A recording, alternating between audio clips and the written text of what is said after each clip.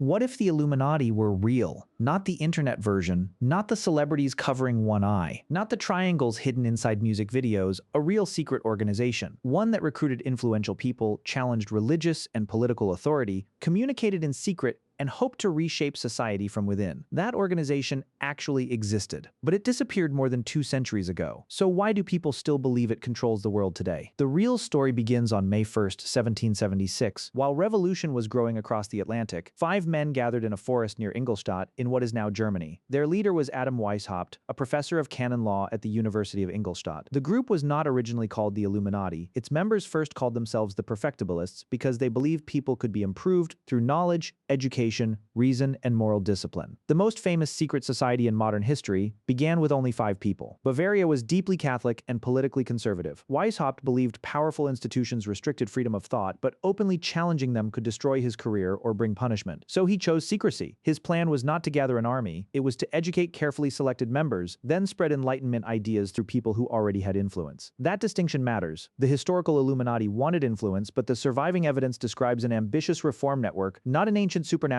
cult. Its members were not celebrities performing coded rituals on television. They were students, professors, lawyers, doctors, nobles, civil servants, writers, and members of elite social circles. And the secrecy was real. New recruits were not immediately shown the entire organization. They advanced through ranks and received information gradually. Members used aliases taken from classical history. Weishaupt called himself Spartacus. Baron Adolf von Knigge, who helped expand and reorganize the order, called himself Philo. The structure eventually grew to 13 degrees of initiation.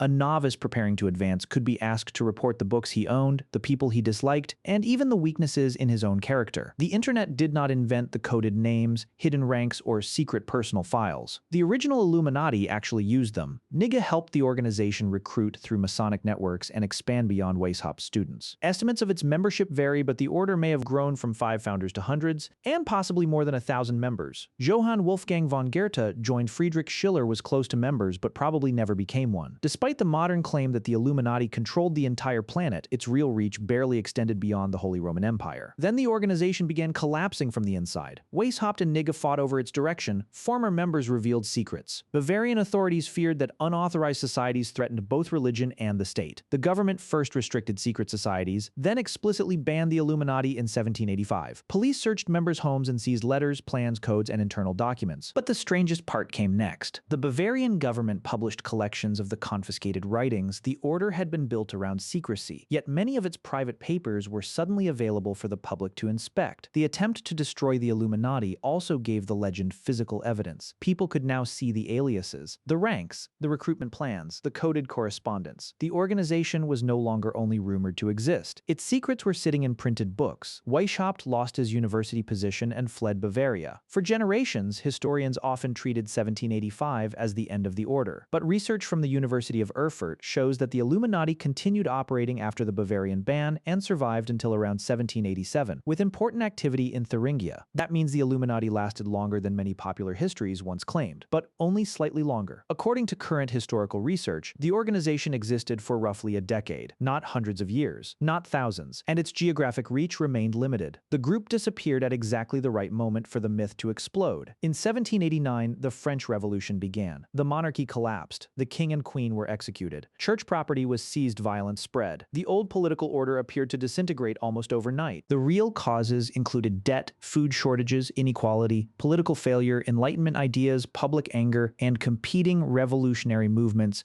But that explanation was complicated. A secret mastermind was easier to understand. In 1797, John Robison and Augustin Barruel published influential accounts claiming that the Illuminati had survived, infiltrated Freemasonry, and helped engineer the French Revolution. The evidence did not support the idea that one Bavarian order controlled the revolution, but the story gave history a hidden villain. A chaotic event became a planned operation, and once that explanation existed, it could travel anywhere. The panic crossed the Atlantic. In 1798, George Washington was personally warned that the Illuminati had entered American Freemasonry and threatened religion and government. Washington did not dismiss the idea that radical European doctrines had reached the United States, but he wrote that he did not believe American Masonic lodges had been contaminated by the Illuminati. Even the first president of the United States had to answer questions about them. The organization had barely survived a decade. Its Its reputation was already crossing oceans. Then came the symbol everyone recognizes, an eye floating above an unfinished pyramid. It appears on the reverse of the Great Seal of the United States and on the $1 bill. To someone already suspicious of the Illuminati, the combination looks almost too perfect. The eye, the pyramid, the Latin phrases, and the year 1776. But the Great Seal was adopted in 1782, and the official explanation says the pyramid represents strength and duration, while the eye represents divine providence. The date refers to the Declaration of Independence. And here is the detail most people never hear. Both sides of the Great Seal did not appear together on American paper money until 1935. The symbol became associated with the Illuminati long after the original order had disappeared. That does not mean powerful people never coordinate in secret. Governments classify information.